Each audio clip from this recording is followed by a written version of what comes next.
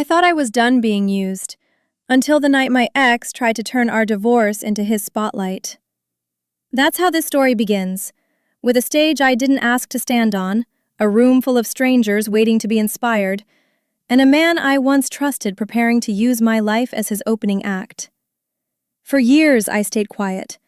I let him weave pieces of our marriage into speeches, interviews, podcasts, always vague enough to protect his image, but pointed enough that I felt the sting.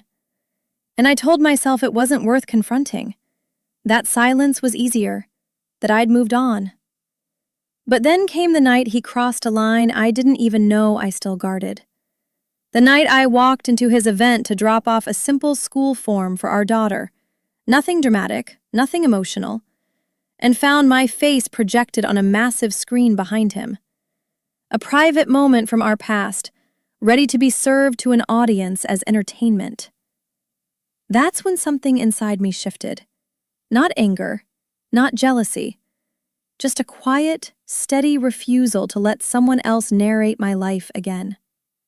This is the story of what happened in the hours that followed, the blackout, the confrontation, the unraveling of a man used to being applauded, and the quiet rebuilding of a woman who finally learned how to stand in her own light. If you want more stories like this, real, emotional, and unforgettable, don't forget to subscribe for the next one. The text came in right as I was trimming bangs for a regular at the salon. The scissors kept clicking in that steady, automatic rhythm, but my hand paused midair. His name flashing on my phone still had a way of slicing through my concentration, cleaner than the shears I was holding. My client kept talking about her daughter's engagement, oblivious to the way my breath thinned for half a second. I wiped my palm on my apron, pretending it was just stray hair. It wasn't. It was the kind of message that made the room tighten a little, like someone had turned the dimmer switch down without warning. I didn't open it immediately. I let it sit there, glowing on the counter like a decision waiting to be made.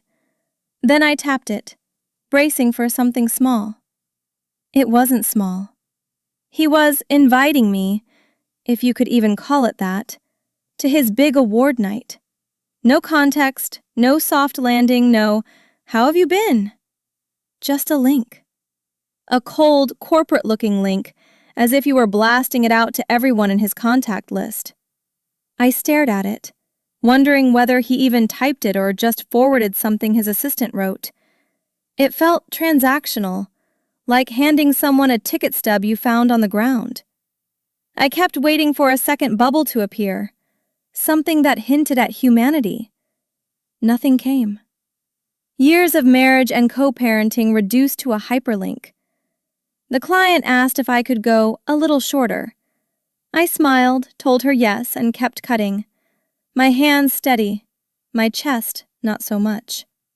He knew how to stir up a room without ever stepping inside it. When I got home, I stood behind the screen door for a long breath before pushing it open. The evening light washed across the living room floor, soft and familiar. Nothing like the cold auditorium lighting I imagined he'd chosen for his big night. Our little dog scrambled toward me, tail thudding into the wall like he had been waiting all day just to tell me something urgent. I crouched to scratch behind his ears, letting myself exhale fully for the first time since the salon. The house smelled like crayons, laundry detergent, and the faint vanilla lotion my daughter loved putting too much of on her hands. It grounded me, reminded me that my life had texture and warmth, even if he kept trying to pull me back into the polished world he preferred. My daughter came running toward me with a drawing, thick marker lines, bright uneven colors, the kind only a child could make look intentional. I praised her, told her it was beautiful, hung it right where she asked. But while she talked, my eyes kept flicking to my planner left open on the kitchen counter. It wasn't that I wanted to hide it from her, I just didn't want her reading my face and asking questions I wasn't ready to answer. She had a way of studying people, especially me. I slid the planner closer, tracing the day's notes with a fingertip. Her drawing was warm and alive. His invitation sat in my calendar like a thorn. I told myself I was just checking schedules, but the truth was, I was checking my own pulse. When I scrolled through the event's program, his name jumped out from the keynote speech section. Bold, centered, important. That explained the invitation, didn't it? Not sentiment. Optics. A keynote needed a story, and he always loved a narrative arc he could stand under like a spotlight. But why this year? Why now? The timing felt off, like stepping into a song halfway through and realizing the rhythm wasn't what you remembered. I felt a small tightening in my chest, the kind that comes not from fear, but from intuition. Something about this wasn't as simple as an olive branch or a polite gesture. It felt curated, intentional, and oddly familiar. I stepped outside for air. The porch light flickered once, just a faint pulse, right as I paused under it. It wasn't unusual, the bulb did that sometimes. But tonight it felt like a warning tap on the shoulder, a reminder of the years after the divorce when I avoided bright lights, literal or metaphorical, because they made me feel like someone might stare too closely and see the pieces I hadn't put back together yet. I stood there a moment, arms wrapped around myself, listening to the quiet neighborhood hum. Maybe it was nothing. Maybe it was something. Either way, the light steadied again, and I inhaled deeply. Decisions were coming. I could feel it in the air.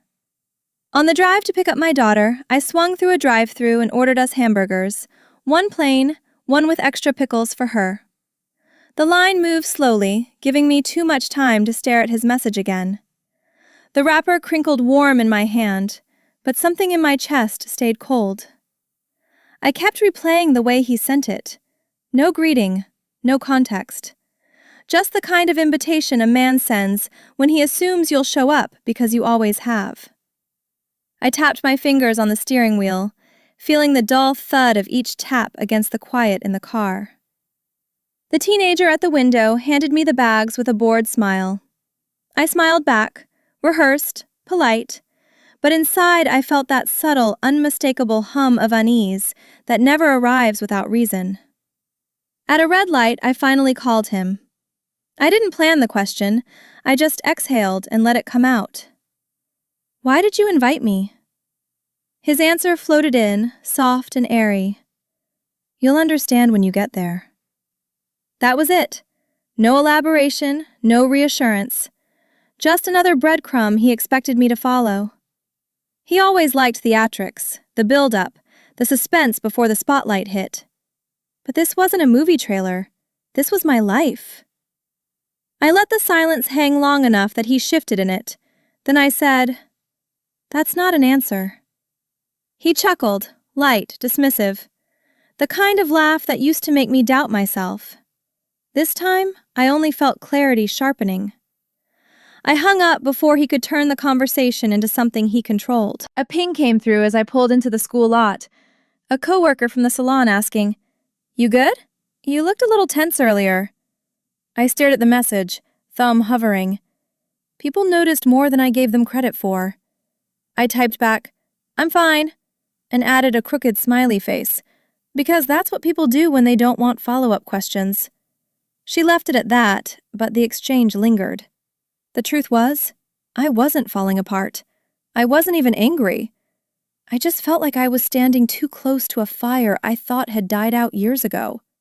And something about his tone, his timing, his certainty. I couldn't shake the feeling that this wasn't an invitation at all, but a prelude. I remembered that this was the year of his biggest nomination yet, his breakout moment, as the industry blogs kept calling it. He loved a good redemption narrative, especially one where he could position himself as the man who crawled out of the rubble. He knew how to wrap struggle in charm and sell it to a crowd. But he also knew that the best stories had a foil, a shadow, a moment of contrast. I didn't want to believe he'd use our past for that, again. Yet the thought slipped in like a draft under a closed door. I tightened my grip on the steering wheel, eyes following the slow stream of parents walking past my windshield. He lived for applause. I lived for peace. We were never built for the same stage. My daughter climbed in, immediately opening the bag of fries and offering me one before she ate any herself. a habit she'd had since she was 3. I turned the rearview mirror to check on her, ketchup already dotting her fingers, legs swinging freely. She was the only part of my life untouched by his theatrics, and I intended to keep it that way.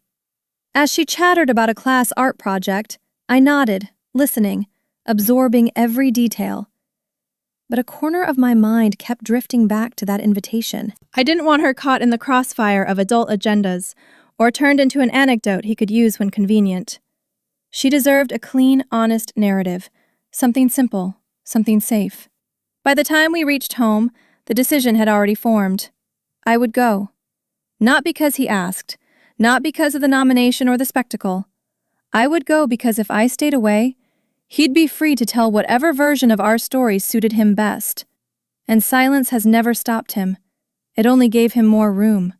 I parked the car, watching the porch light flicker faintly again, as if echoing the choice I'd made. My daughter ran ahead of me, laughing about something only she understood, and I followed her inside. This wasn't about him. It was about reclaiming the narrative he kept borrowing. If he wanted a story, I'd make sure it was a truthful one. The next morning, I found a reminder slip from my daughter's school tucked inside her backpack, a note about an upcoming review meeting. She sat beside me at the kitchen table, legs swinging under the chair, coloring a picture of a house with a sun far too big for its roof. I skimmed the paper, the formal tone oddly out of sync with the soft clatter of crayons on the table. These meetings were routine, nothing dramatic, but today the paper felt heavier than it should. Maybe because everything else in my life was already vibrating at a strange frequency. My daughter leaned her head on my arm, humming to herself. I smoothed the note flat on the table, telling myself this was normal life, real life, and I needed to stay centered in it. I snapped a photo of the reminder slip and sent it to him with a simple message. Pick a time that works for you. A clean handoff, a neutral exchange. He'd always insisted on being equally involved, so I gave him the chance to choose. A few minutes later, the screen showed seen, and then nothing. No response, no question, no suggestion. Just silence dressed in read receipts. I set the phone down, swallowing that familiar pinch of disappointment that I wished didn't still register. My daughter asked if we could make pancakes on Saturday. I said yes, smiling at her, even while my mind stayed stuck somewhere between the text I'd sent and the quiet that followed it. Funny how silence can feel louder than actual noise. I filled out my portion of the form, my handwriting steady even as my thoughts darted around. When I folded the paper in half, the edge bent more sharply than I intended, leaving a small crease running diagonally through the page. It reminded me of every time something between us had felt slightly bent, not broken, just off. Those little misalignments added up over the years, until the whole structure leaned the wrong way. I pressed the crease down with my thumb, smoothing it out, but it still left a faint line. I couldn't help thinking that some marks never fully disappear, no matter how carefully you try to straighten them. There was a spot left blank, the section where his signature should go. It stared back at me, empty and expectant, like a chair pulled out at a dinner table for someone who always arrived late. I didn't want to dwell on it, but the absence was impossible to ignore. It was a reminder of how often I'd been the one to fill in the gaps, to compensate, to carry the paperwork of our shared responsibilities. My daughter held up her drawing for approval, a blue tree, a pink dog, a sky full of green stars. I gave her a thumbs up, and she beamed. Her world was full of color. Mine at that moment felt like paperwork in silence. I slid the reminder slip and the half-completed form into the folder I kept on the bookshelf, a slim, clean stack of everything that kept our co-parenting functional. The folder had become my peacekeeper, the only place where the two of us existed without drama, without emotion, just logistics and signatures. I closed it gently, letting the click of the clasp settle something inside me. A small, grown-up ritual. A way of saying, this part of life works, even if nothing else does. But when I stepped back, the silence in the room seemed a little too still, as if waiting for the next imbalance. I told myself not to overthink it, Not every quiet moment was a warning. I tucked the folder under my arm and walked down the hallway, mentally mapping out the evening ahead. Dinner, bath time, finishing a few client notes for the salon. Ordinary things, stable things. Still, I couldn't shake the sense that the school meeting and the stage invitation were pieces of the same puzzle. Two small shifts in rhythm hinting at a bigger misstep coming. I pushed the thought aside, at least for now. Whatever the rest of the week held, I'd deal with it one page at a time. For the moment, my only plan was simple. Handle the event first. Everything else could wait. At the event check-in, the staffer looked up from her tablet and smiled at me with the kind of recognition that made no sense. "You're the woman from the storytelling video, right?" she asked, as casually as if we were talking about the weather. My stomach tightened. "What video?" The question came out sharper than intended, but she didn't seem to notice. She just angled her screen so I could see a thumbnail image. Me, or at least a captured version of me, frozen mid-expression from some moment I didn't remember anyone recording. The air in the lobby seemed to thin instantly. I forced a breath, steadying my voice while my fingers dug lightly into the strap of my purse. She kept smiling, unaware she'd just pulled the floor out from under me. She tapped the thumbnail and a preview opened, my face on a small screen, lit by the harsh glow of a conference room or maybe a courthouse hallway, somewhere I didn't want to revisit.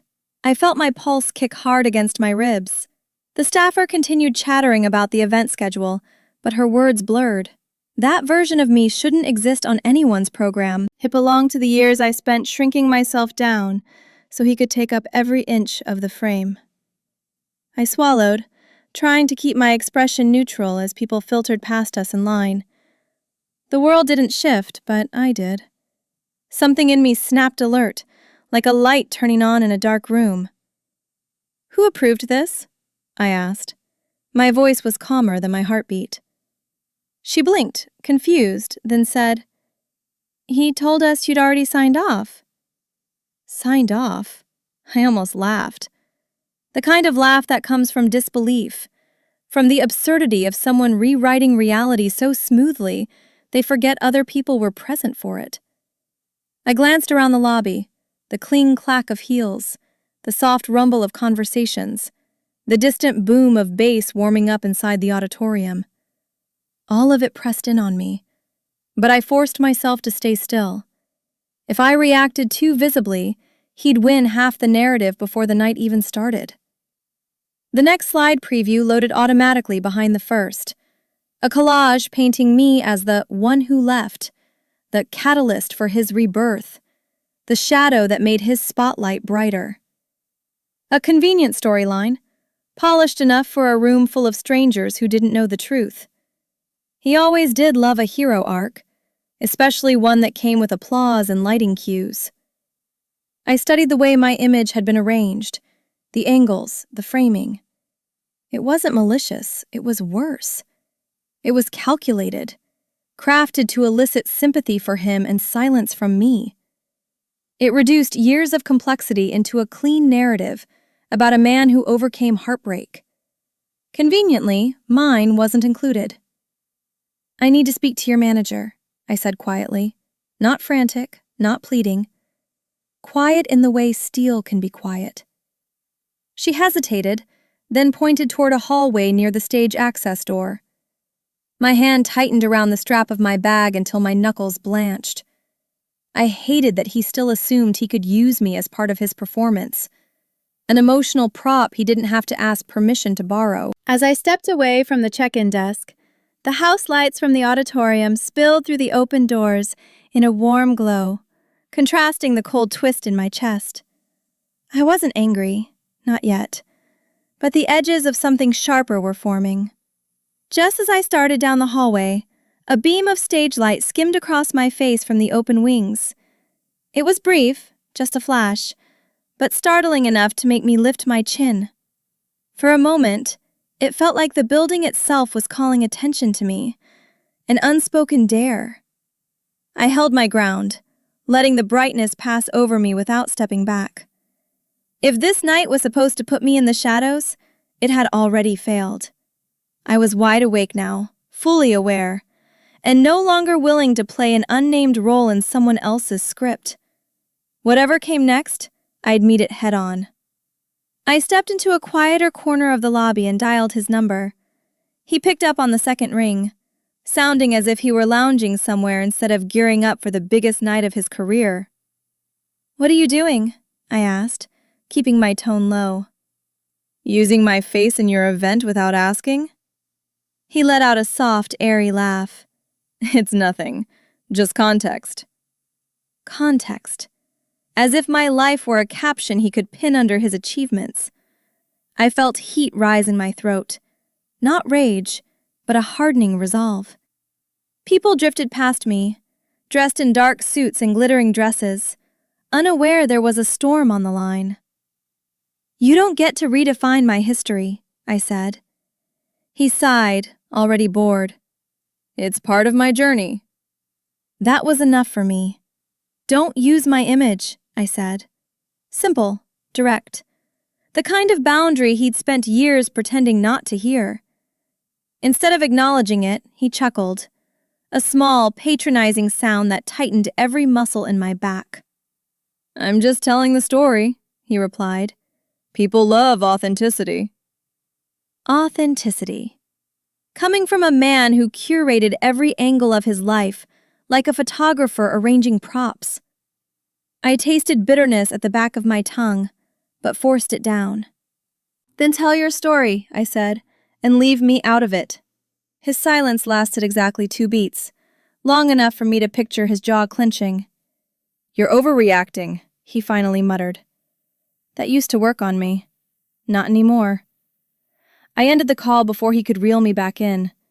The hallway leading to the backstage area was dimmer, cooler, carrying the hum of equipment warming up. I walked toward it, each step steadier than the last. My pulse was high, but my stride didn't falter.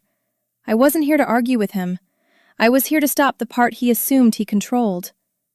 A young technician in a black t-shirt nearly bumped into me, then apologized quickly. "You need something?" he asked. I nodded. "Can you show me your playlist for the keynote? The visuals, slides, everything he sent?" He blinked, surprised but not resistant. "Sure." He led me into the narrow side corridor lined with cables taped down like veins. The air smelled faintly of hot bulbs and dust, familiar and grounding. Inside the small side station, a row of monitors glowed in the low light. The technician pulled up the presentation files, tapping through the thumbnails. "This is everything," he said. His tone was neutral, professional, untouched by the narrative he was being asked to help deliver tonight. I stepped closer, studying the images, the transitions, the tidy story arc he'd crafted. A clean rise, a dramatic fall, a triumphant return. Classic him. "Is there a version without the personal stuff?" I asked. He shook his head. "This is what he sent." I folded my arms, letting the cold air from the vent above settle across my shoulders. My heartbeat slowed. I had a choice to make, and it wasn't complicated. The faint smell of warm projector glass drifted through the room, stirring an old memory. How I'd once sat through one of his early events, watching him rewrite our shared past in real time, while the audience clapped for his resilience. I had told myself then that he was just ambitious, just trying to impress the right people. But ambition without boundaries becomes hunger, and hunger without ethics becomes something else entirely. I touched the side of the monitor, grounding myself. I didn't need to match his theatrics. I just needed to be clear. "If a slide comes up with me in it," I said to the technician, "don't run it unless I approve, please." He nodded, reading the sincerity in my voice. "This isn't the moment to back down," I said quietly to no one, more of a vow than a comment. The technician looked at me, then at the rows of screens, sensing the gravity of something he didn't fully understand. But this wasn't about drama. It wasn't even about revenge. It was about reclaiming one small corner of my story, the part he kept trying to edit. I straightened my shoulders and stepped aside, letting the hum of the machines fill the silence. I wasn't here to cause chaos. I was here to protect myself. And sometimes that means stepping into the machinery of someone else's performance, just long enough to unplug the parts that don't belong. Farther backstage, the lighting changed. The bright lobby glow gave way to the muted industrial half-light of the production corridors. As I walked deeper in, one of the overhead fixtures blinked. A tiny stutter of brightness, subtle but enough to make me pause. I stood still beneath it, letting the moment settle. Years ago, something like that would have rattled me, nudged me back into second-guessing myself. But now it felt more like a cue, a reminder to stay alert. Behind the thin walls, I could hear crews calling out timing checks, adjusting microphones, shuffling props. The whole building seemed to be waking up, preparing for a performance I wanted no part of. Yet here I was, stepping straight into its spine. I inhaled slowly, fingers brushing the strap of my bag, a grounding gesture I didn't fully register until it was already happening. The faint blink of the light still hovered in my mind, not ominous, just cautionary, like a whisper telling me to keep my guard up. My heels clicked lightly on the concrete floor as I continued forward. The deeper I went, the more the air hummed with electricity, cables coiled along the baseboards like sleeping snakes. In another life, I would have avoided this space entirely, afraid of stirring tension or inviting conflict. But tonight, I walked into it on purpose, aware of every step, unwilling to be an accessory in someone else's carefully curated narrative. My phone buzzed in my pocket, just one vibration. I pulled it out and saw a message from my best friend.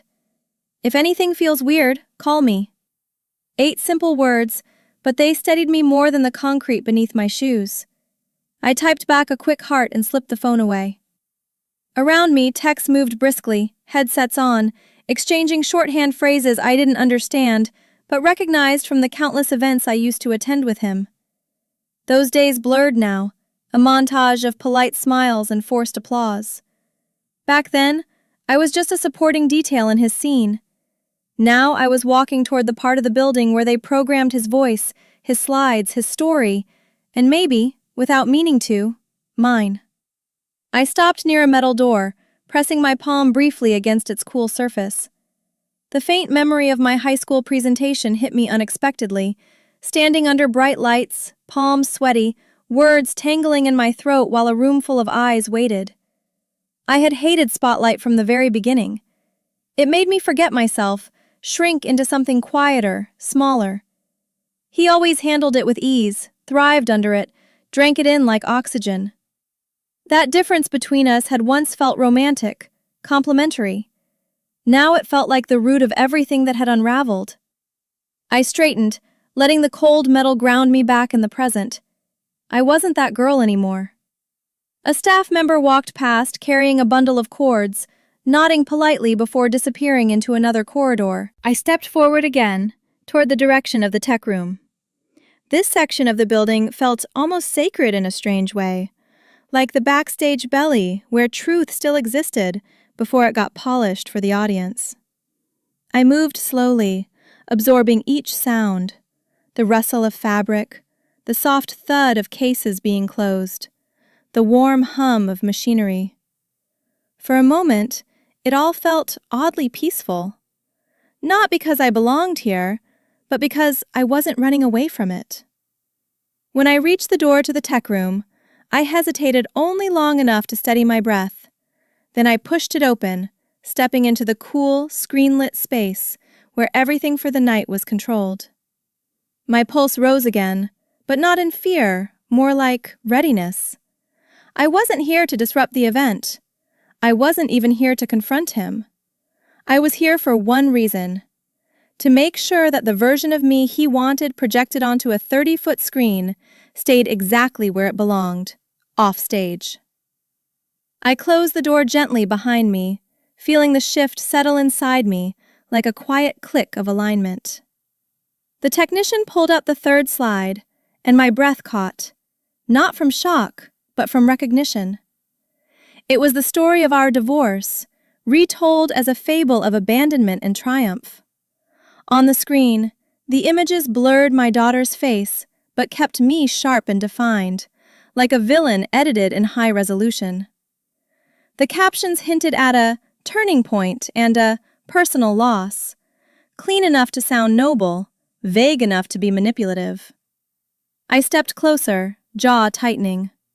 My daughter's outline, faint and blurred in the background, made my chest constrict. That crossed a line. He could spin himself into a phoenix if he wanted, but dragging our child's shadow into his performance was something I would never tolerate. Not then, not now. "That can't go up," I said, my voice level but firm. The technician looked at me, uncertainty flickering across his face. "If you don't approve it," he said quietly, "I can block it from the feed. I just need the cue." His willingness surprised me, a small kindness in a night full of concealed intentions. I nodded, appreciating the gravity of what he was offering. This wasn't a small request. He was risking a reprimand for someone he didn't know, simply because he recognized a boundary being crossed. I steadied my breathing, watching the slide cycle back to its thumbnail. "Okay," I said. "Stand by, I'll signal you." My voice sounded steadier than I felt. "What exactly did he say to get all this approved?" I asked. The technician shrugged, pulling off his headset for a moment. "He said you two talked, that you supported his keynote and wanted the full story told." A familiar wave washed through me. Not shock, not anger, just exhaustion. The kind that comes from hearing the same lie repackaged in new wrapping over the years. "Did he now?" I murmured. The technician offered an apologetic smile, as if trying to soften something he had no responsibility for. I looked back at the screen, taking in the polished edits, the perfectly timed emotional beats. This wasn't carelessness. He'd crafted this. I let out a quiet laugh, not amused, but tired in a way that felt almost physical. That was always his strategy. Assume the illusion of cooperation, count on me to stay quiet, and build an entire narrative on top of that silence. It worked for a long time. Too long. The technician watched me, unsure whether he should say something comforting. I didn't need comfort. I needed clarity. I turned back to the screen and studied the slide again. Not the story he wanted to tell, but the one he was trying to erase. "Don't run anything with my image," I said softly. Not a second of it. I lingered on the slide longer than necessary, letting the anger wash through me and settle into something cleaner. Resolve. This wasn't just a miscommunication or a lapse in judgment. This was intentional, deliberate.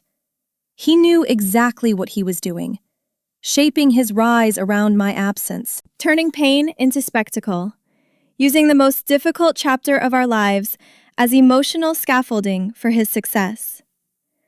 As I stared at the screen, the hum of the equipment seemed to fade, replaced by a cool, focused stillness. I didn't feel overwhelmed. I felt ready. Ready in a way I hadn't felt in years. "Wait for my signal," I said finally. The technician nodded, returning his headset to its place as the audio team outside called for final checks. I stepped back, the glow of the screen catching on my face for a moment, before I turned away. This wasn't about sabotaging his night. It wasn't even about proving a point. It was about something simpler, something long overdue. Refusing to let someone else tell my story for me. I walked out of the tech room with a quiet certainty settling through my spine. Whatever happened next, I would not be edited. Not tonight, not again. The manager found me before I found him, a tall man with a clipboard tucked under his arm, scanning the hallway with the strained politeness of someone juggling 3 crises at once. "Is there an issue?" he asked, eyes flicking from me to the equipment rooms behind me. I pointed toward the screen, where my frozen face had been projected minutes earlier. "That footage shouldn't be part of tonight's program," I said. My tone was calm, but the air around us tightened. He looked back at his schedule, clearly calculating the chaos a last-minute change might cause. "This is very last minute," he said carefully. I nodded without apologizing. If the cost of protecting my story was his inconvenience, then so be it. He studied me longer than necessary, as though trying to gauge whether I was exaggerating or genuinely blindsided. "He told us everything was pre-approved," the manager said. I almost felt sorry for him, for being caught in the crossfire of a narrative he didn't write and didn't understand. But sympathy had limits. "I didn't approve anything," I replied, "and I didn't give permission for my image to be used." The manager exhaled through his nose, the way people do when they realize they're suddenly, unwillingly part of a bigger story. "I'll see what can be done," he said, though I could tell he already knew what needed to happen. His hesitation was about logistics, not ethics. He motioned toward the stage. "We need to move fast." From the hallway, the muffled thump of opening music began to pulse through the walls, bass reverberating with the steady confidence of an event that had been rehearsed to perfection. The vibration hummed in my chest, syncing with my heartbeat. The transition music always came right before the spotlight rose, before the first speaker took the stage. I imagined him somewhere close, adjusting his tie, rehearsing those polished lines he'd practiced in the mirror. I doubted he ever considered the cost of those lines to anyone but himself. The show was already moving forward, and with every second, my window to stop the narrative closed a little more. I stepped toward the wings of the stage, where a thin, dark curtain separated the public world from the machinery behind it. Through the slit between the fabric, I could see him checking his mic pack, a production assistant fixing the small wire near his collar. He looked calm, almost satisfied. There was a time when seeing him like that would have made me proud. His confidence, his ease. Now it struck me how heavily he relied on performance to seem whole. I stayed hidden, just out of sight, absorbing the tension in the air. He rehearsed the first sentence of his speech under his breath. I recognized the cadence instantly. He was about to build his spotlight on a foundation he didn't own. My fingers brushed the folder tucked under my arm, the school papers, the empty signature line waiting for his responsibility. It grounded me more than any deep breath could. It reminded me why I wasn't here to create drama or chase revenge. I was here because our daughter deserved better than a father who treated real life as material. I pressed the folder against my ribs, feeling the truth of its weight. He could shape whatever story he wanted on stage, but he couldn't rewrite the obligations he was still ignoring. The contrast between the paper in my hand and the polished show around me sharpened my focus into something precise. The mic in the wings crackled, a small popping sound most people wouldn't notice, but it dropped into the room like a spark. For a split second, every conversation paused. No one reacted outwardly, but the hair on my arms rose. Not in fear, in anticipation. The kind of anticipation that comes when you finally recognize that the ground beneath your feet is shifting, and you're not resisting the movement anymore. I positioned myself where the technician would see me clearly when the moment came. If he tried to run that slide, I'd give the signal. The music swelled, the lights dimmed, and the night edged toward its breaking point. I stepped away from the wings and made my way to the small cafe station tucked near the back of the venue. It felt like the only place in the building not vibrating with anticipation. I grabbed a paper cup, filled it halfway with cold water, and let the chill settle into my fingers. My hands weren't shaking, but my breath felt shallow, as if my body hadn't caught up with the decision my mind already made. As I took a sip, the coolness cut through the rising heat in my chest, softening the noise in my head. The hum of chatter drifted down from the lobby, blending with the distant beat of the opening soundtrack. I stood there for a moment, anchored between two worlds, his stage and my truth. Leaning against the counter, I remembered all the times he had folded our personal life into his performances, always stopping just shy of naming names, but never hesitating to frame himself as the survivor, the one who fought his way out. He'd once told me, "People love a comeback story." What he didn't say was that he needed a fall to rise from, and our marriage had been the easiest material to scrape from. I watched the surface of the water ripple as I moved. The old helplessness tried to creep in, the kind that used to make me swallow my objections because it felt simpler than pushing back. But standing here now, the thought only made me straighten. In the reflection of the stainless steel vending machine, I caught my own face, tired, tense, but unmistakably steadier than I had been years ago. Something about seeing myself in that unflattering metallic mirror brought a strange clarity. I wasn't that woman anymore, the one who softened everything to keep the peace, who dimmed herself so he could glow louder. The lines around my eyes weren't signs of fatigue. They were signs of having lived through enough to recognize manipulation when I saw it. I held my gaze in the reflection, letting the honesty of it settle. The woman looking back didn't need applause. She needed boundaries. I set the cup down and glanced toward the corridor that led back to the tech room.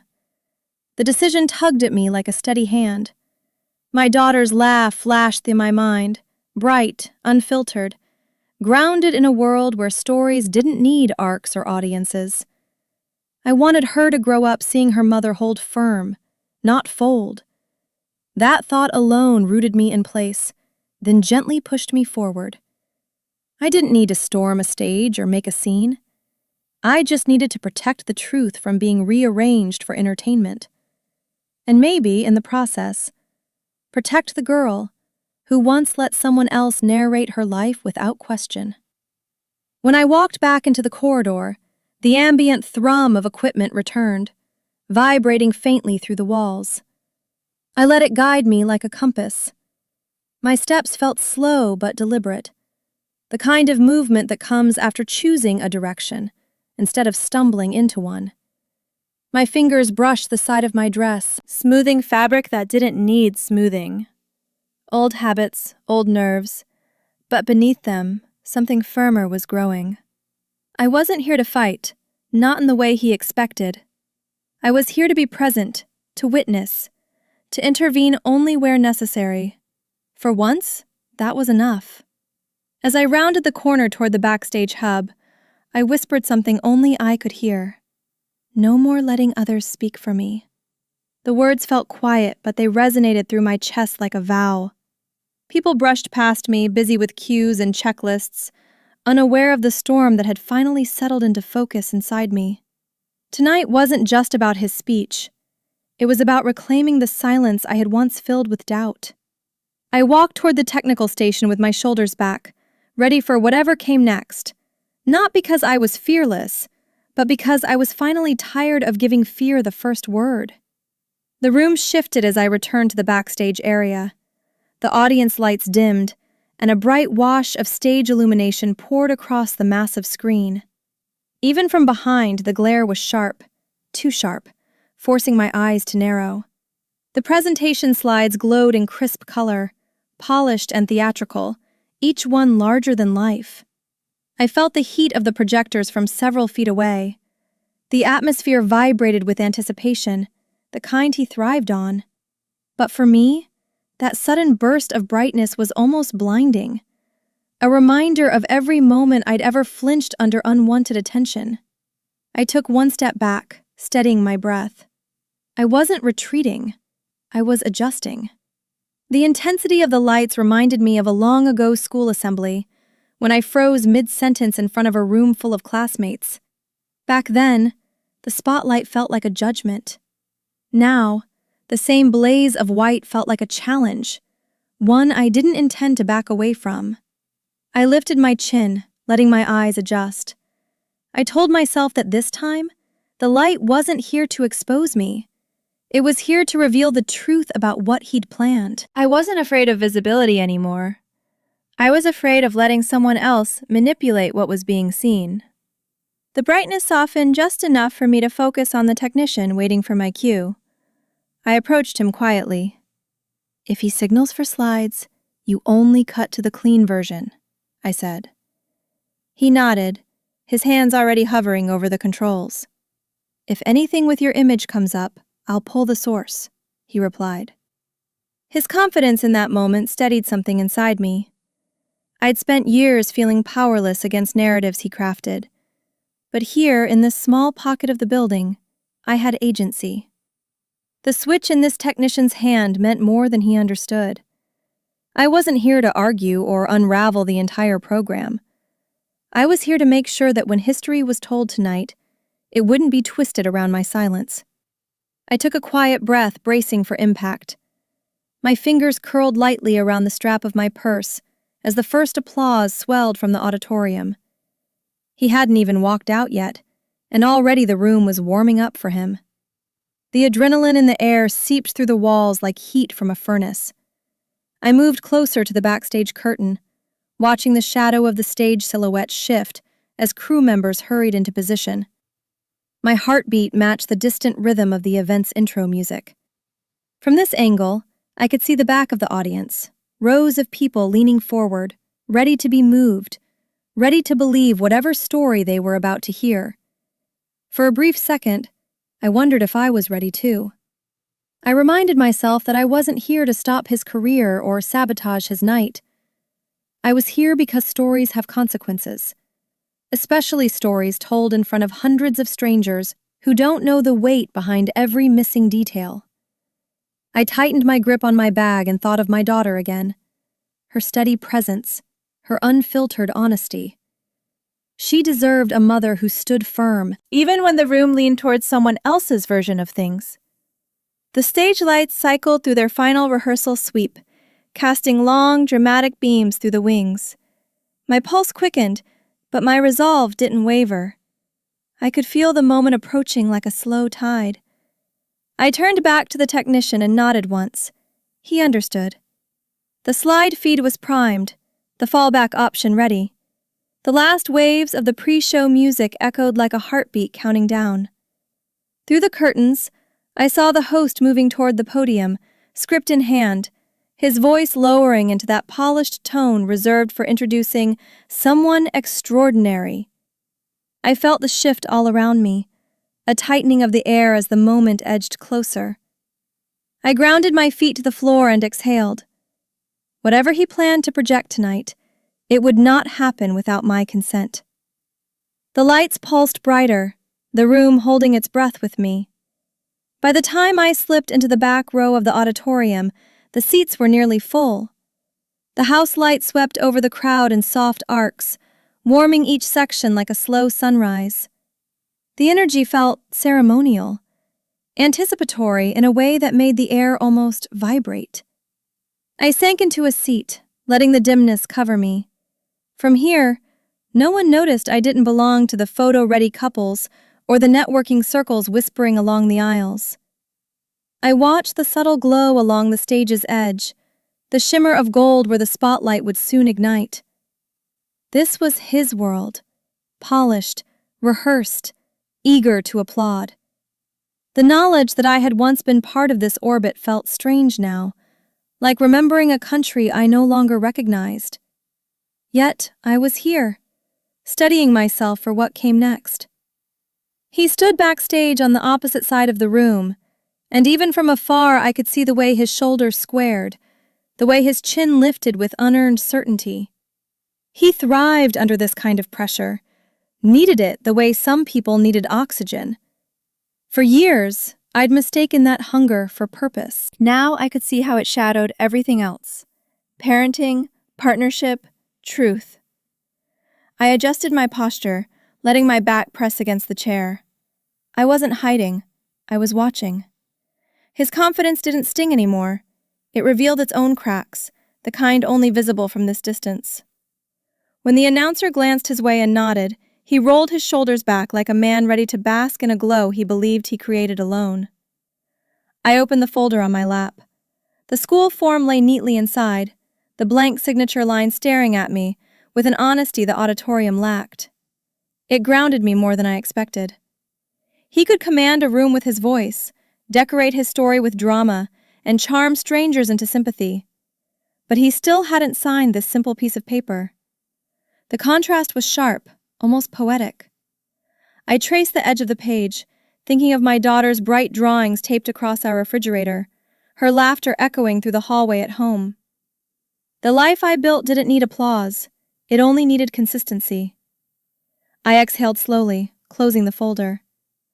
Whatever happened on stage tonight had nothing to do with this quiet truth in my hands. I sent a quick message to the babysitter, running later than planned. She replied instantly with a thumbs up and a picture of my daughter building a blanket fort on the couch. Something inside me softened. For a moment, the noise of the auditorium faded, replaced by the simple comfort of knowing she was safe, happy, untouched by the spectacle unfolding here. I tucked the phone away, letting the warmth of that small domestic scene settle inside me. It reminded me why I was doing this. Not to be dramatic, not to make a point, but because someone had to protect the version of our story that lived outside these walls. Someone had to make sure she grew up seeing truth, not performance. I stood before I could second-guess myself. The timing was delicate, and hesitation had never served me well around him. I slipped out of the row, the carpet muffling my steps as I moved toward the side corridor. The closer I got to the backstage entrance, the more the air thickened with heat and anticipation. A part of me wondered whether staying put would have been easier. Just let the night roll on, let the story unfold without interference. But ease and integrity rarely walk the same path. And for the first time in years, I wasn't choosing ease. I pushed the thought aside and kept moving. The familiar hum of machinery returned as soon as I stepped back into the narrow hallway. Tech crew brushed past me, focused, efficient, weaving between cables and cue sheets. I moved among them quietly, unnoticed but deliberate. The sound of applause began rising outside. The host was warming up the room. I could feel the momentum building, the moment tightening like a drawn bowstring. I wasn't nervous anymore. I was present, and presence was its own kind of power. Whatever story he planned to broadcast, I was close enough now to make sure it wouldn't carry my name without my permission. The host's voice boomed through the speakers, warm, polished, theatrical. He introduced the keynote with the kind of reverence usually reserved for legends, not men who used heartbreak as stage decor. Applause swelled, a full-body wave moving through the auditorium. Then he appeared, stepping into the light as if the spotlight were something he'd earned rather than borrowed. He smiled that measured, humble smile he practiced in mirrors, the one that hinted at hardships survived with grace. I watched him tilt his head, acknowledging the room. Even from backstage, I could feel the admiration pouring toward him. But admiration had never been the whole story. Tonight, it wasn't going to be the only one. He started with the familiar line, "There was a moment in my life when everything fell apart." I felt my jaw tighten. He'd used that line for years, a vague nod to pain without ever naming its source. The audience leaned in just as he expected. The rhythm of his speech slipped into place. Slow start, gentle vulnerability, rising strength. I could almost map the beats from memory. Then came the cue. He lifted his hand slightly, the subtle signal for the first slide. I braced myself. His voice dropped to that soft, earnest register he reserved for emotional impact. And in that instant, every instinct I had warned me this was the moment he would rewrite us. The technician looked at me. I gave the smallest nod, steady, decisive. He hesitated only long enough to confirm he'd understood. Then his fingers moved. The connection cut. The feed died. A fraction of a second later, the giant screen behind my ex blinked once, then collapsed into darkness. Not dimmed, not paused. Gone. A clean, sudden blackout. The room gasped collectively, the kind of sound that ripples when hundreds of people realize something unexpected has broken the script. He turned toward the screen, confusion flickering through his carefully arranged expression. His confidence cracked, small at first, then widening. He wasn't prepared for a story he didn't control. Gasps turned into whispers, the subtle murmur of an audience slipping out of reverence and into curiosity. He tapped his mic lightly, forcing a laugh. "Looks like we're having a little technical issue." His voice hovered between charm and irritation. He glanced toward the tech booth, expecting instant rescue. but the screen stayed dark. The technician didn't move. I could feel his trust in my signal holding strong. My ex adjusted his stance, trying to regain momentum, but without the visuals behind him, his narrative lost its scaffolding. He had built his entire story around those images. Without them, the speech was suddenly just words, fragile and unanchored. He tried again, lifting his hand toward the darkness behind him as if willing the screen to obey. Nothing happened. The murmurs grew louder. The audience wasn't hostile. They were confused, disoriented, sensing the shift in energy. I stepped a little deeper into the wings, staying out of view but close enough to witness the unraveling. I wasn't enjoying it. This wasn't triumph. It was clarity. Without the visual narrative, he was forced to stand alone in the light, without the emotional shortcuts he'd intended to use. A truth revealed itself quietly. The story he wanted to tell couldn't survive without me, but I could survive without being part of it. And then it happened. One lone spotlight clicked on overhead, landing squarely on him with no supporting glow from the screen. He was isolated in a circle of harsh light, stripped of the grand backdrop he'd planned to lean on. He blinked twice, visibly thrown. The audience waited for him to speak, but the silence stretched. For the first time since I'd known him, he looked genuinely unsure of himself. Not dramatic, not wounded, just exposed. And I stood at the edge of the stage, still unseen, watching the moment he finally realized something I had learned years ago. When you build your story on someone else, all it takes is one blackout to bring the truth forward. I stepped back from the wings, letting the curtain fall between us as naturally as a breath. The moment the fabric hid him from view, something in me loosened, an invisible thread snapping without noise. I didn't need to watch the rest. His stage, his stumble, his recovery, none of it had anything to do with me anymore. My footsteps echoed softly in the narrow corridor, swallowed quickly by the hum of generators and backstage chatter. The hallway lights glowed steady and unbothered, indifferent to the drama unfolding just a few feet away. I felt the cool air on my arms as I walked, not rushing, not retreating, just leaving. The silence behind me was his to fill now, not mine. His voice carried faintly from the stage, uneven, strained, searching for footing. "Can someone bring up the slides?" he called, and the desperation underneath the polished tone made me stop for a heartbeat. It wasn't satisfaction I felt, not even vindication, just an unexpected stillness. For years he had spoken so confidently, crafting narratives that kept him safely adored. Hearing that wobble in his voice felt like witnessing truth slip through a crack. It wasn't loud, it wasn't theatrical, it was human. And for a strange, fleeting second, I almost pitied him. But pity wasn't mine to carry either. I turned away again, letting his voice fade until it became part of the distant murmur of the auditorium. In the restroom, the fluorescent lights hummed above me. I washed my hands slowly, watching the warm water cloud briefly before sliding down the drain.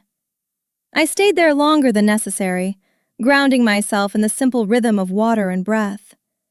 My reflection in the mirror wasn't triumphant. It was calm.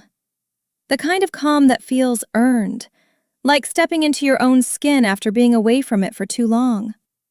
I touched the edge of the sink, letting the cool porcelain steady me. There had been so many moments over the years where I wished I'd spoken up sooner, held a line firmer, walked away faster. Yet standing here now, I didn't feel late. I felt exactly on time.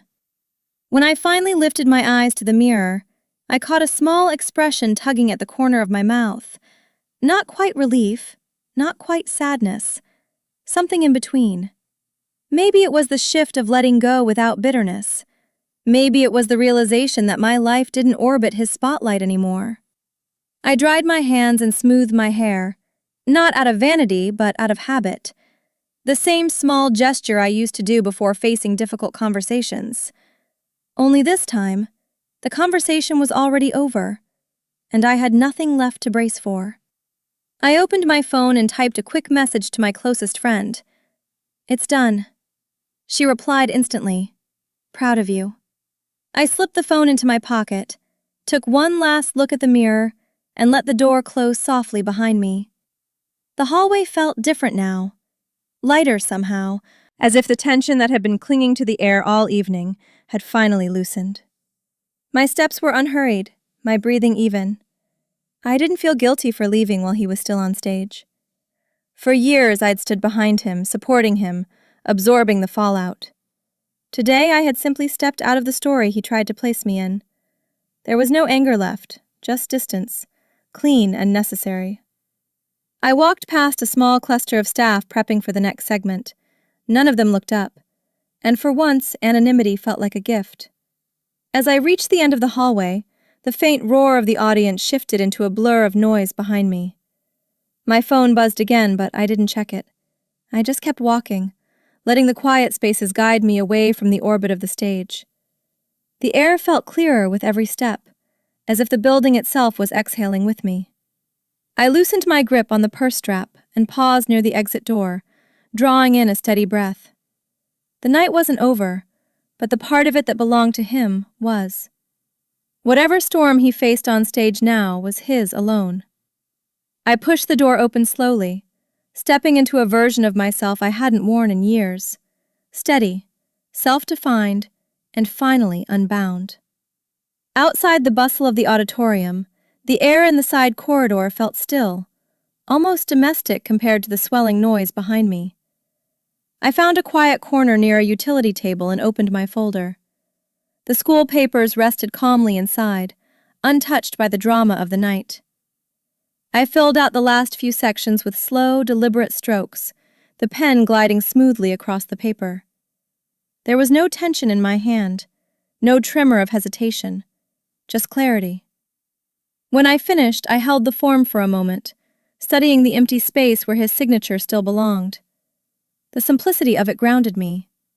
This, our daughter, her needs, her stability, was real life. Not the stage, not the spectacle. And it was time to bring the focus back to what mattered. I took out my phone and snapped a clean photo of the filled form. Then I typed a short message to him. "We need to schedule the meeting next week. Please sign your section." No emotion, no explanation, just the truth in plain language. A few seconds later, the message delivered. I watched the screen, feeling strangely steady. I wasn't bracing for his response or anticipating an argument. I wasn't shrinking or smoothing anything to spare his feelings. This was a simple directive about parenting, delivered with the clarity it should have always had. It felt like adjusting the frame of a picture that had been crooked for years. His reply came quicker than I expected. One word. "Okay." Not defensive, not performative, just a single, unadorned acknowledgement. I stared at the message for a moment, absorbing the shift in his tone. It lacked the usual posturing, the dramatic phrasing he often used to mask accountability. Maybe he was too rattled from the stage malfunction to muster his usual bravado. Or maybe the lack of an audience forced him into honesty. Either way, the simplicity of the answer carried its own weight. I let my shoulders relax, feeling the tension I'd been unconsciously holding begin to ease. I typed again, not out of emotion but precision. "Going forward, don't use anything involving me without asking first." The message sat on the screen, unembellished and unmistakably direct. I hit send before I could second-guess it. For years I'd softened such boundaries, phrased them gently, wrapped them in diplomacy. Tonight, the truth didn't need wrapping. It didn't even need an explanation. It just needed to be spoken. When his read receipt appeared, I felt a stillness settle in my chest. Not triumph, not tension, just steadiness. His next message took longer, almost a full minute. Then another simple answer appeared. "Understood." It wasn't dramatic or defensive. It was quiet, almost unnervingly so, like hearing a door close softly instead of slamming. But that softness didn't feel fragile. It felt final. I didn't need gratitude or apologies. I didn't need him to grasp the full weight of what tonight meant. All I needed was precisely what he'd given: acknowledgement and agreement. I slid the phone into my folder, as if tucking the moment away where it belonged, recorded, clear, and no longer up for debate. I closed the folder and held it briefly against my chest. The hallway lights were steady above me, casting calm, even shadows along the walls. When I turned toward the exit, the noise from the auditorium had already shifted into something distant, unimportant. I walked with a lightness I hadn't felt in months, maybe years. The boundaries I'd drawn tonight didn't come from anger. They came from self-respect, from finally choosing quiet truth over loud performance. And as I moved farther from the stage, I realized something simple and certain. This was the kind of responsibility I wanted my daughter to learn from. Not perfection, not politeness, but clarity. When I stepped into the long, quiet hallway leading toward the exit, one of the ceiling lights flickered. Just a quick pulse, barely noticeable. I stopped without thinking. The faint blink wasn't dramatic, but it caught me the way a distant memory sometimes does. I stood there, letting the moment breathe. This hallway had felt intimidating earlier in the night, heavy with the weight of what I thought I needed to confront. Now it just felt like any other hallway. Neutral, steady, unthreatening. The faint echo of applause from the auditorium drifted through the walls, but it didn't touch me. I glanced up at the light again, watching it glow steadily now, as if reminding me that the fear I carried wasn't living here anymore. I continued walking, feeling a clarity settle in the space between my ribs. For so long, bright lights, literal or metaphorical, had made me shrink. He had always thrived under them, while I learned to exist around their edges. But tonight, something shifted. I'd stood in the very center of the place I used to avoid, faced the thing I once feared, and didn't fold. The hallway light above me hummed, smooth and even, and I realized it wasn't a threat. It wasn't spotlight. It was just light. Ordinary illumination, neutral and honest. And maybe that was the quiet revelation I didn't see coming. I wasn't afraid of brightness. I was afraid of the stories that used to live inside it. I buttoned my coat slowly, feeling the soft fabric settle across my shoulders. The chill of the evening air seeped through the cracks near the exit doors, but it felt refreshing, almost cleansing. Outside, a few attendees mingled near the side entrance, their voices floating in and out of hearing range. I walked slower than usual, letting each step feel intentional instead of rushed. There was no need to sprint away from the building, no urge to collapse into my car. Instead, I felt like I was walking through the aftermath of a small storm that had finally broken. Not destructive, just clarifying. Even the cool draft brushing my cheeks felt like a reset. I reached into my purse for my phone, not to check messages, but out of habit. Right on cue, a notification lit up the screen, an image from the babysitter. My daughter was asleep now, her hair splayed across the pillow, her small hand curled gently near her cheek. The sight of her, peaceful and unaware of any of tonight's chaos, made my chest soften. She was the closest thing in my life to unfiltered goodness. I stood there for a long moment, looking at her picture in the glow of the hallway lights. Everything I had done tonight, every boundary I had reset, was for her. For the world I wanted her to grow up in, steady, honest, and free from someone else's narrative. I tucked the phone into my pocket and stepped toward the exit. My footsteps echoed softly, a slow and rhythmic sound that matched the calm inside me. It struck me then how different this walk felt from the dozens I'd taken in the past, leaving events where I'd stood quietly behind him, biting my tongue, pretending it didn't hurt to see myself erased and repurposed. Tonight, I wasn't erasing anything. I wasn't even angry. I was simply done. Not defeated, not victorious, just quietly certain that I had reclaimed something important. The hallway air felt lighter now, as if it, too, had been holding its breath until this moment. When I pushed open the final door and stepped into the cool night, I exhaled a breath I hadn't realized I'd been holding. The sky stretched wide above the parking lot, clear and still, a welcome contrast to the heat and noise inside. I paused on the concrete ramp, letting the night settle around me. Something unclenched in my chest. Something steadied in my spine. For the first time in a long time, leaving didn't feel like running. It felt like choosing. I walked toward my car with a slow, deliberate calm, the hallway glow fading behind me. Whatever came next, I knew this. The boundaries I set tonight weren't temporary.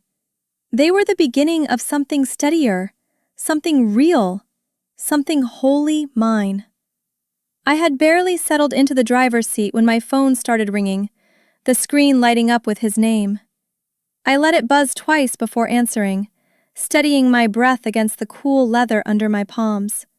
His voice came through instantly, sharp and raised, the polished veneer cracked from whatever unraveled on stage. "You ruined my event," he snapped, as if the entire night hinged on my compliance.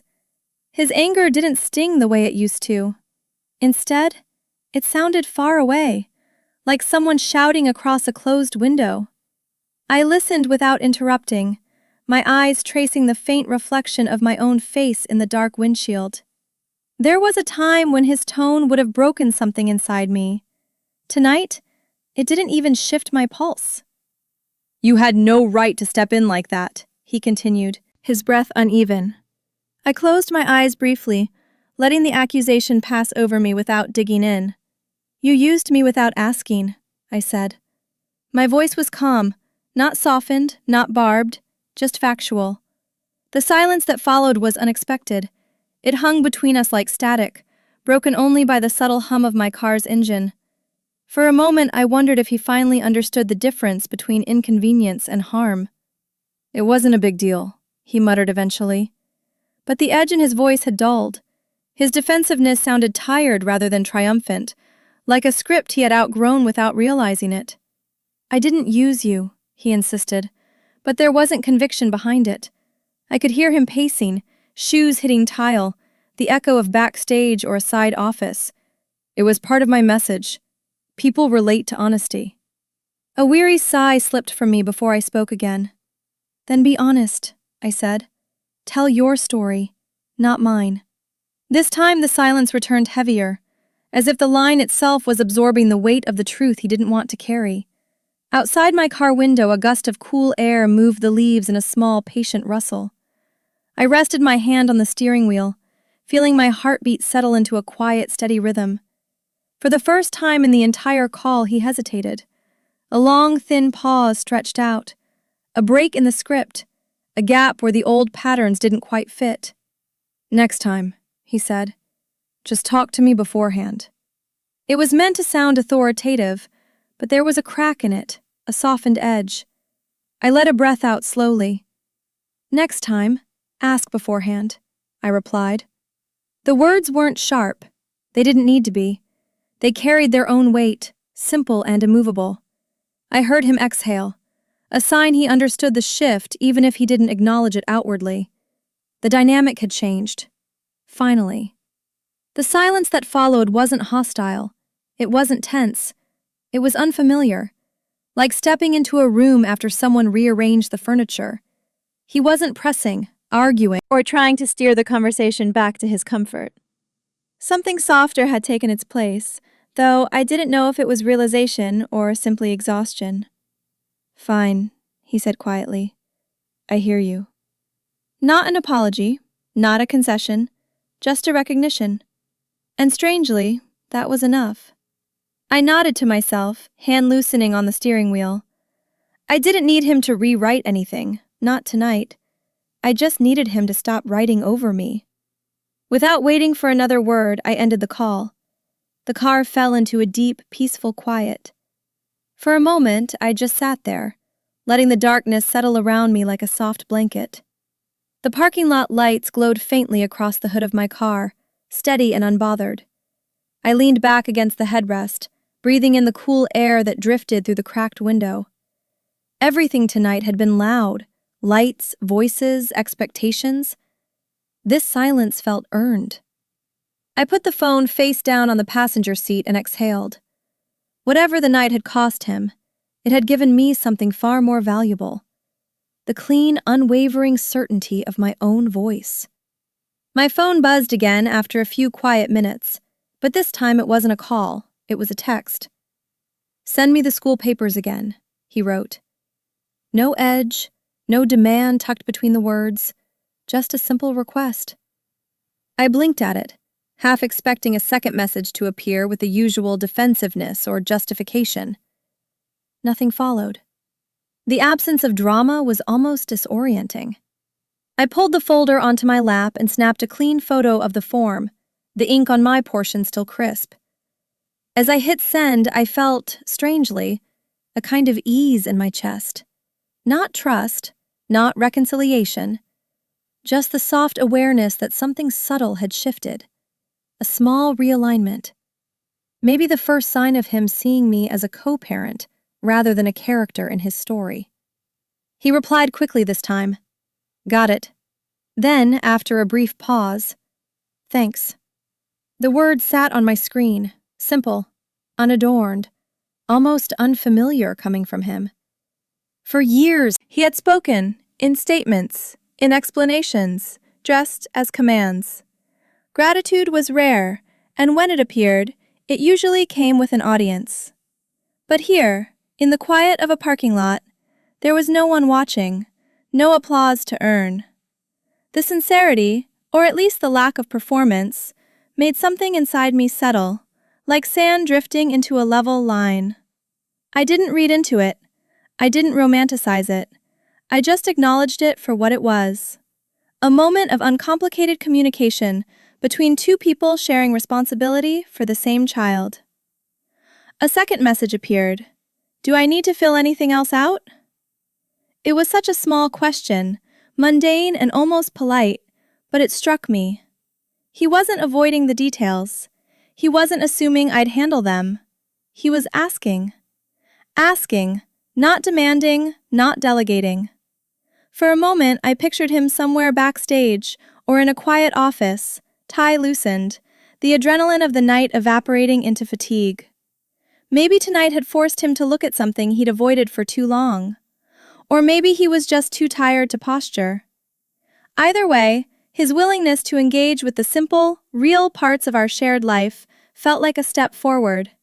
Not dramatic, not transformative, just necessary. I typed back instructions in short, clear lines. What he needed to sign, what sections required his attention, what not to skip. Writing to him like this felt different than it used to. There was no tension threading through each word, no fear of triggering an argument or being dismissed. The clarity came easily. He responded with a brief "okay," followed by another "got it." The repetition wasn't annoying, it was grounding. It felt like he was actually listening, absorbing, trying. A small relief threaded through me. Not hope, just relief. Parenting alongside someone didn't require affection, it required participation. Tonight, for once, he was participating. A final text came in. "Let me know if anything changes with the meeting." No flourish, no subtle jab about my earlier intervention at the event. Just a simple, forward-looking sentence. I stared at it longer than I intended. These were the kinds of exchanges I used to dream of. Clean, cooperative, centered on our daughter rather than the debris of our marriage.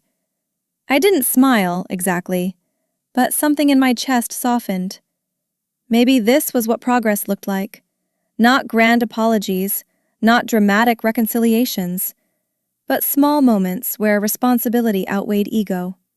I typed back, "I will." I set the phone down again, but this time it was with a sense of quiet completion rather than fatigue. Outside the windshield, the night air shimmered faintly around the parking lot lamps, their glow soft and steady. I leaned back, letting the headrest cradle the weight I hadn't realized I was still carrying. It wasn't that everything was fixed or that the path ahead would be easy. It was simply that, for once, I didn't feel like I was walking it alone. At least not when it came to our daughter. The shift was small, almost imperceptible to anyone else. But to me, it was enough. Enough to breathe easier. Enough to drive home feeling lighter than I had in years. On the drive home, I caught my own reflection in the rearview mirror at a stoplight. The soft glow from the dashboard lit my face in a way that felt strangely honest. No harsh stage glare, no filtered shadows. Just me. The woman looking back wasn't rattled or shaken. She looked steady, almost contemplative, like someone who had finally stopped bracing for impact. I studied the curve of my mouth, the quiet strength in my eyes, the steady rise and fall of my breath. There was no adrenaline left, no tremor of uncertainty, only a calm acknowledgement that I had stepped through something difficult and come out intact. Maybe even more myself than I'd been in a long time. The spotlight had never been my friend. Not in school, not in my marriage, not in the years that followed. Every time it landed near me, I felt the instinct to shrink, to make myself small enough not to distract, not to disappoint, not to become a target for judgment. But tonight had shown me something I didn't expect. I wasn't frightened of being seen. I was frightened of being misrepresented. There's a difference. The version of me he tried to project, fragile, peripheral, convenient, no longer existed. And for the first time, I didn't feel the need to hide from the light. If it came near me now, I could stand in it without flinching. I reached over and tapped the old playlist on my phone, the one I used to listen to before life grew complicated. A gentle folk song drifted through the speakers, familiar in a way that made the car feel instantly smaller, softer. The melody wrapped around me like a memory I hadn't visited in years.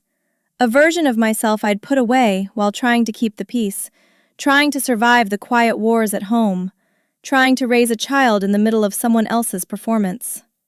The music didn't resurrect the past.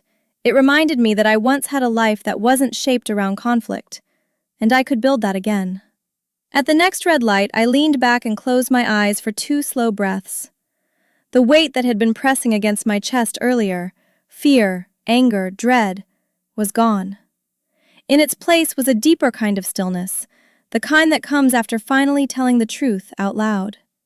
I wasn't thinking about the audience he disappointed, or the embarrassment he might be nursing backstage. I wasn't thinking about explaining tonight to anyone. My thoughts drifted only toward the small things waiting for me at home, the warm blanket on the couch, the half-finished drawing on the fridge, the quiet house where love didn't require spectacle. When the light turned green, I opened my eyes and adjusted the driver's seat with a small click, angling myself just a little more upright. The road ahead was dark, lined with trees swaying gently in the night breeze. I didn't rush. I didn't rehearse future conversations or worry about his next move. I simply drove, steady and unhurried, letting the night unfold around me like a deep exhale. I realized then that I didn't need validation for what I'd done.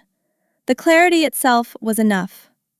For the first time in a long time, the story I was living felt like mine, untangled, unperformed, unclaimed by anyone else. When I finally turned onto my street, the familiar row of houses looked softer than usual, their porch lights glowing warm and welcoming. I parked in my driveway and sat for a moment longer, letting the engine tick its cooling rhythm. The calm I felt wasn't temporary. It wasn't the high of confrontation or the relief of escape. It was something sturdier, something that had settled deep inside. I stepped out of the car and closed the door gently, breathing in the night air. Whatever came next, I knew I could meet it. Not from fear, not from reaction, but from a place that finally felt like home inside myself. The next afternoon, I found myself standing at the county clerk's window, the cool sterility of the government building wrapping around me like a neutral buffer. No stage lights here, no audience, no applause waiting to erupt. Just numbered tickets, hard plastic chairs, and the faint smell of paper and toner. He arrived a few minutes after I did, his stride quieter than usual, his expression stripped of the glossy confidence he wore at events.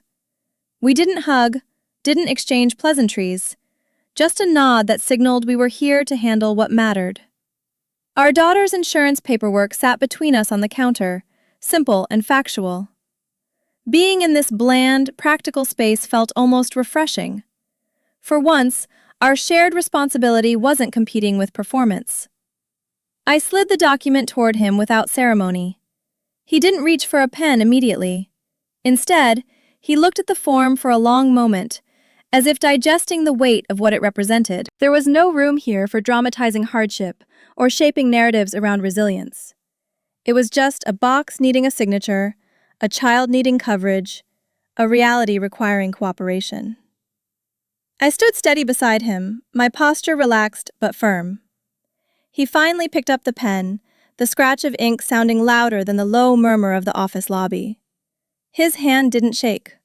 Mine didn't either. It was the first time in a long time that our roles aligned without tension. When he finished signing, he handed the form back to me, with a kind of quiet that felt unfamiliar. Not withdrawn, not resentful, just reflective. I met his eyes briefly. There was no fight in them, no defensiveness.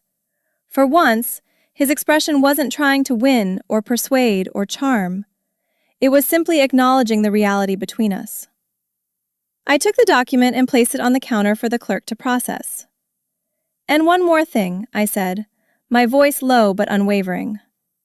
"Don't use me in any speeches. Not in slides, not in stories, not in anything public." I wasn't angry, just clear. The clarity itself was its own form of truth. He didn't push back. He didn't sigh dramatically or shift blame. He just nodded. "I understand." The words were small, but real. There was no audience to impress here, no spotlight forcing him to perform. Maybe that's why the answer sounded honest. I didn't need an apology.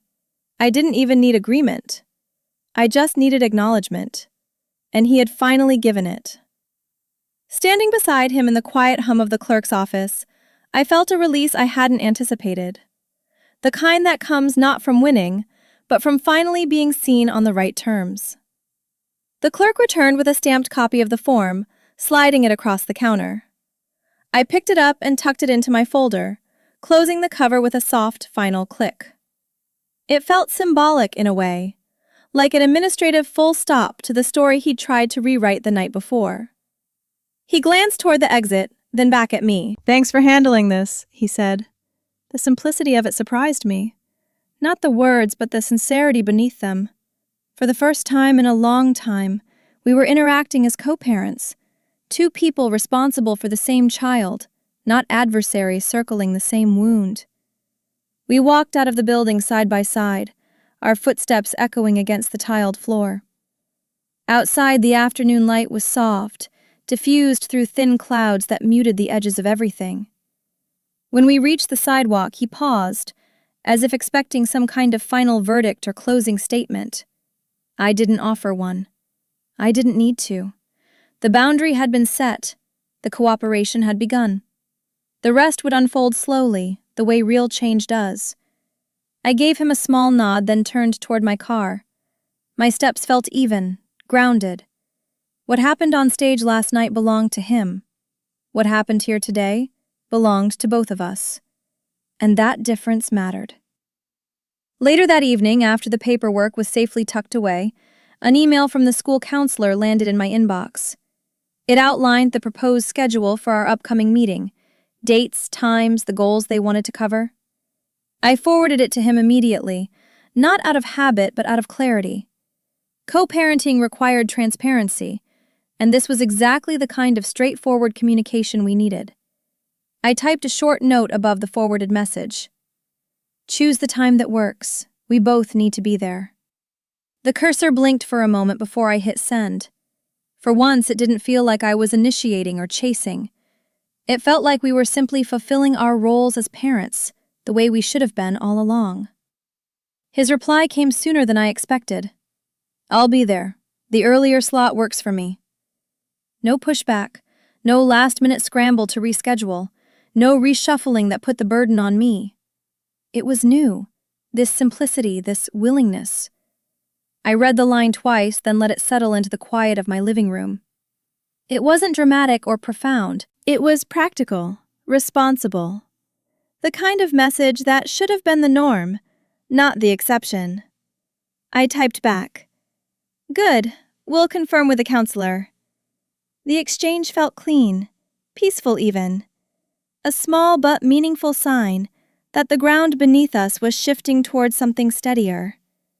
A few minutes later, I added one more message, not out of frustration, but direction. "The meeting is only about her, not us, not anything else." In the past, I would have softened the wording, made it polite to avoid confrontation. Tonight, I didn't need softness, just clarity. And clarity, I'd learned, didn't have to be sharp. It could be simple, like pointing a compass north. I hovered over the send button for only a second before sending it. The line appeared in the chat, clean and unmistakable. I didn't brace for a reaction. Not this time. His answer came back short but definitive. Agreed. I stared at that word for longer than the others. It didn't feel performative. It didn't feel strategic. It felt real. Maybe because this conversation wasn't happening under stage lights or with an audience he could impress. It was happening in the soft glow of two separate homes, with a child at the center instead of pride. The shift wasn't loud. It was the quiet, hard-earned kind.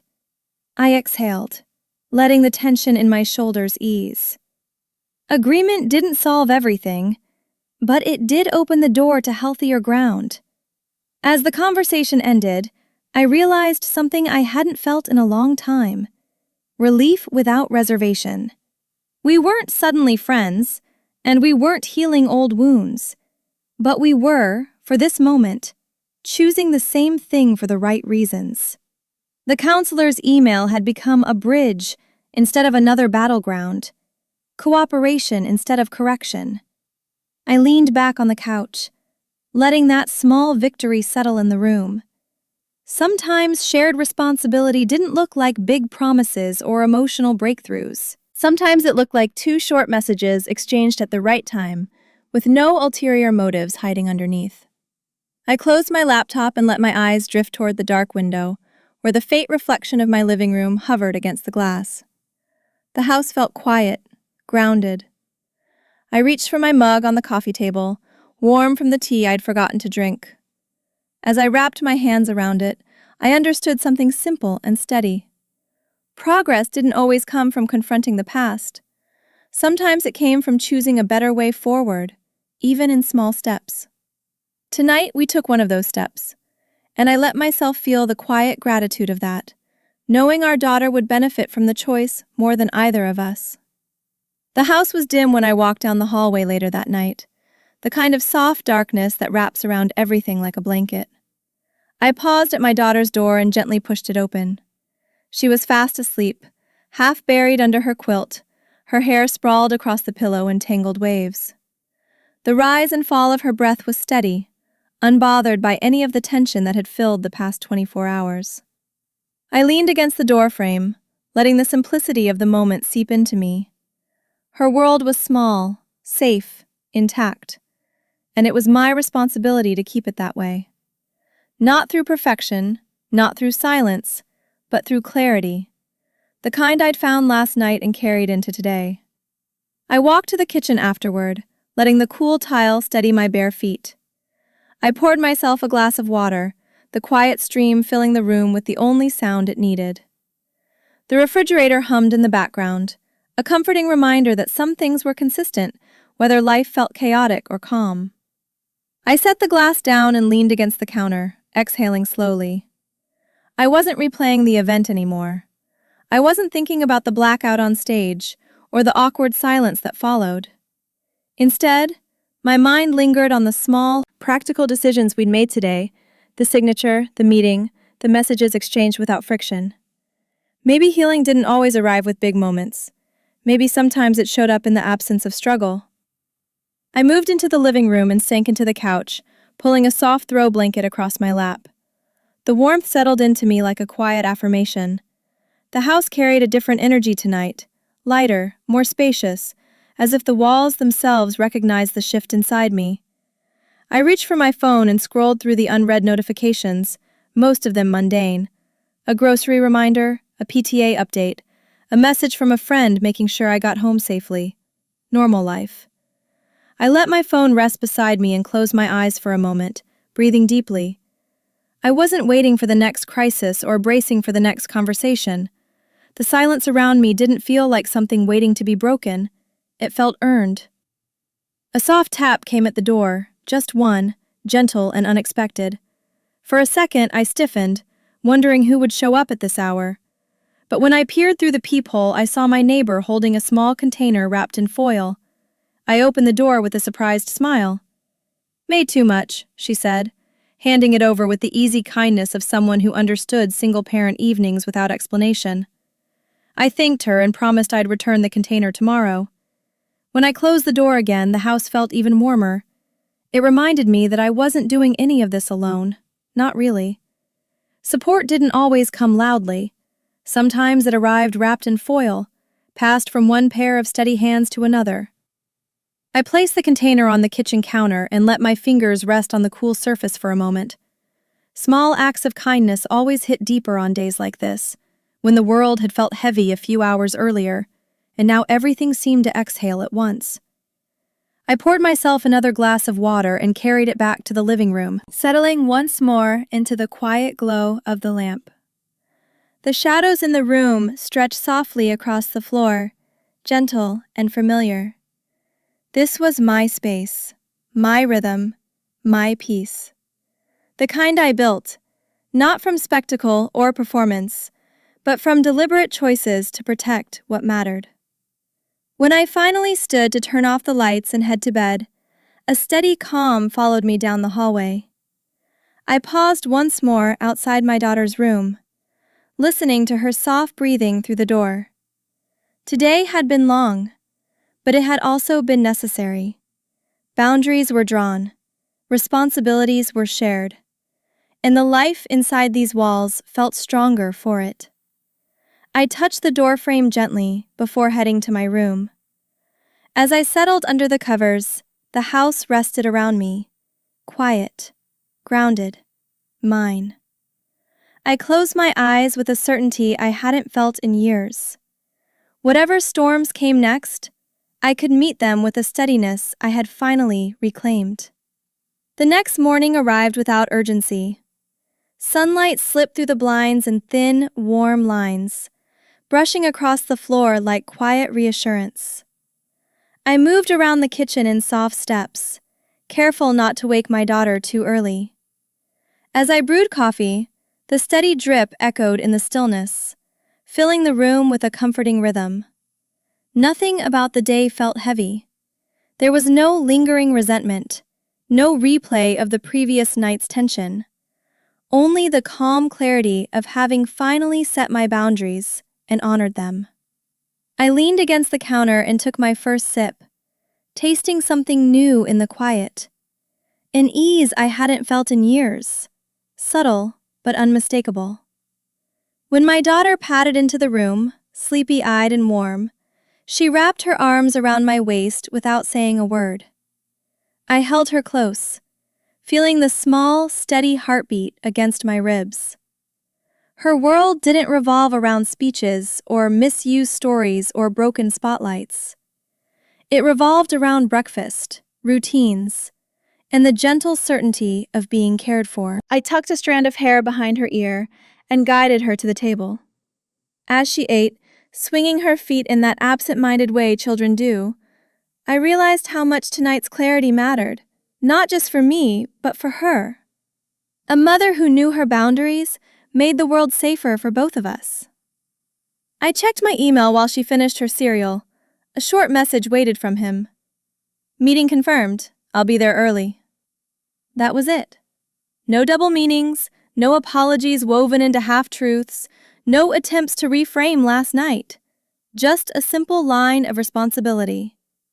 I stared at it for a few seconds and then nodded to myself. This quiet cooperation was enough. I typed a brief reply and closed the laptop. Maybe we would never be friends, and maybe we didn't need to be. Co-parenting didn't require harmony. It required steadiness, respect where it counted, truth where it mattered. And today, it felt like we were finally starting to get that right. Later, while my daughter colored at the living room table, I stepped onto the back patio with my coffee. The morning air was cool, brushing against my skin like a reminder that life outside last night's event was unchanged, unbothered by any broken egos or dimmed screens. I looked toward the quiet row of backyards, each one lit by the soft glow of porch lights left on from the night before. Those lights didn't burn for attention. They weren't trying to illuminate a story. They simply existed, to guide, to comfort, to steady the dark. I realized then that I wanted to live that way too. Not loudly, not invisibly, just honestly. I sat down at the small patio table and let the quiet settle. Last night hadn't been about winning or proving a point. It had been about stopping a story that didn't belong to me before it could be retold in someone else's voice. And now, as the sunlight warmed my shoulders, I understood something important. I didn't need to be proud of what I did. I just needed to be at peace with it. And I was. The peace wasn't dramatic or overwhelming. It was steady, like a line finally drawn straight after years of wavering, a truth finally given its proper weight. When I went back inside, my daughter looked up and smiled, wide, unfiltered, pure. I crossed the room and sat beside her, watching her scribble bright streaks of color across the page. And in that moment, I felt the full circle of what last night had meant.